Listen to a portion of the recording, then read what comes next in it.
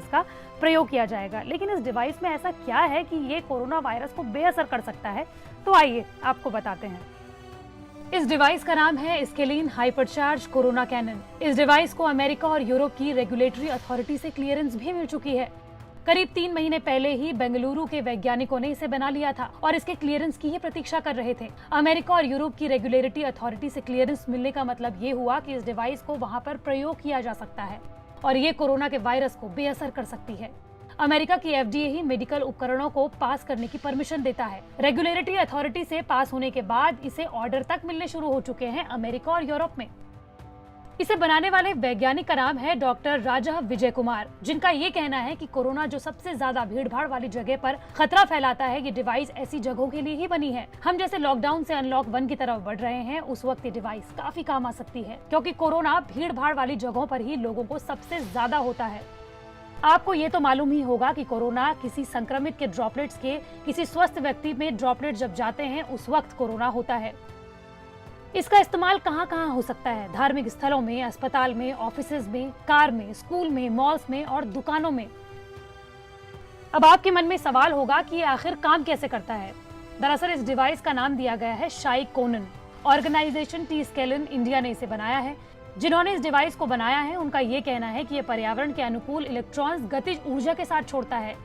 दरअसल ऐसी जगहों पर जहां आपको जाना पड़े और आपको ये मालूम ही ना हो कि कौन कोरोना संक्रमित है और कौन नहीं, वहां पर ये डिवाइस काम करती है।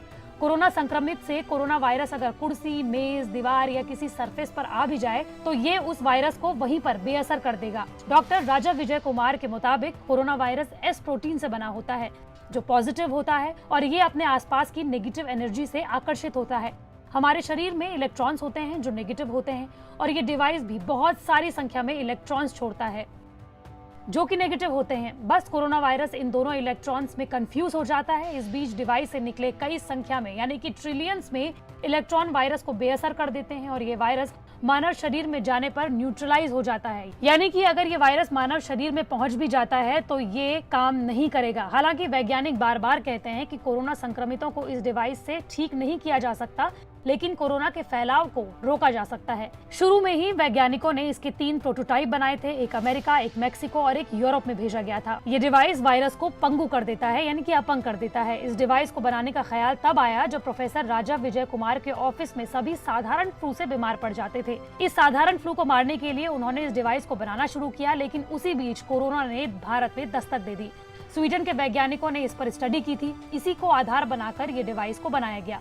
उच्च ऊर्जा वाले इलेक्ट्रॉन्स जनरेट करते हैं, कोरोना वायरस की क्षमता को कम कर देते हैं। दरअसल कोरोना वायरस के भीतर पॉजिटिव चेंज होते हैं जो नेगेटिव की तरफ आकर्षित होते हैं। इलेक्ट्रॉन्स नेगेटिव होते हैं, एक साथ मिलकर इलेक्ट्रॉन्स इस वायरस की क्षमता को कमजोर कर देते हैं। राजा कहते हैं कि अगर आप इसे घर पर लगा ले तो किसी और को कोरोना नहीं होगा।